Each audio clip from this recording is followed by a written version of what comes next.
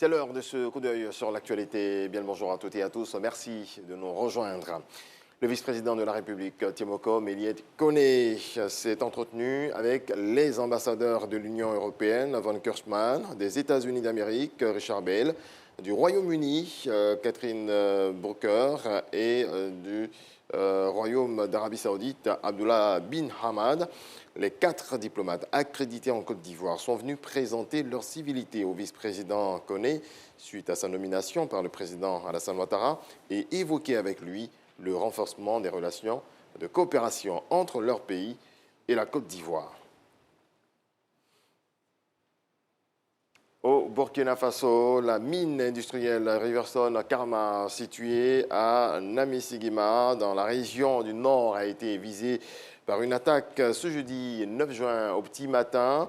Des hommes armés ont lancé un assaut contre la mine aux environs de 4h30 heure locale.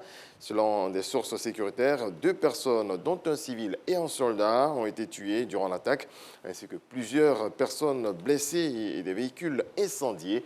Tout le personnel de la mine a été évacué. Et puis, le cinéaste ivoirien, Lanciné Cramo Fadika, inhumé ce jeudi. Il repose désormais au cimetière de Huansville, bien connu dans le monde du 7e art pour ses réalisations, dont Wariko, le Gros Lot, mais surtout pour ce chef-d'œuvre, Djeli, en 1981, qui lui aura valu l'étalon du Yéniga. L'homme a eu droit à la reconnaissance de la nation avant sa mise en terre. Issa Tchonayeo.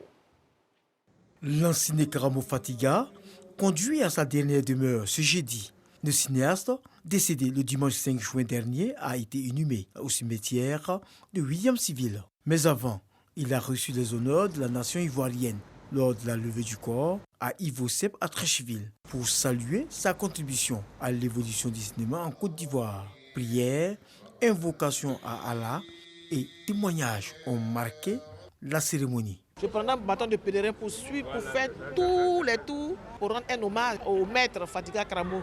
Notre prix aura le nom Fadiga Karamo, le prix Fastivi Fadiga Karamo. Quand vous regardez Wariko, vous voyez que c'est une histoire racontée, tout de bout en bout en images.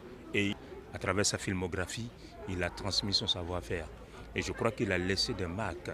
Et en regardant ce film, on pourrait s'inspirer. Présente à la cérémonie, la ministre de la Culture et de la Francophonie, Françoise Rumac, a salué la mémoire d'un grand bâtisseur et talentueux cinéaste ivoirien.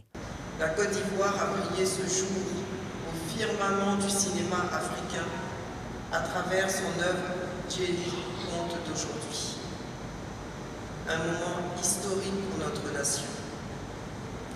Quelle fierté pour la Côte d'Ivoire, car Elhadj Fadiko Cramo Lanciné venait ainsi, à 33 ans, d'apporter la toute première et prestigieuse consécration cinématographique à notre pays. Malgré ce trophée continental, resté humble, disponible et respectueux. Une qualité morale et la marque de ceux qui veulent se parfaire.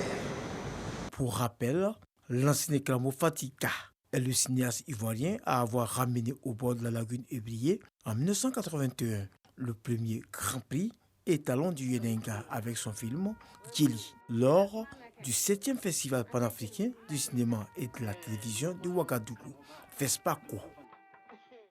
Et puis du football éliminatoire CAN 2023, les éléphants n'ont pas été en réussite ce jeudi face aux Lesotho lors de la 2e journée dans le groupe H. Malgré une domination de tous les temps, ils n'ont pas trouvé le chemin des filets. 0 but partout, score final. Merci de votre attention, on se retrouve dans moins de 30 minutes.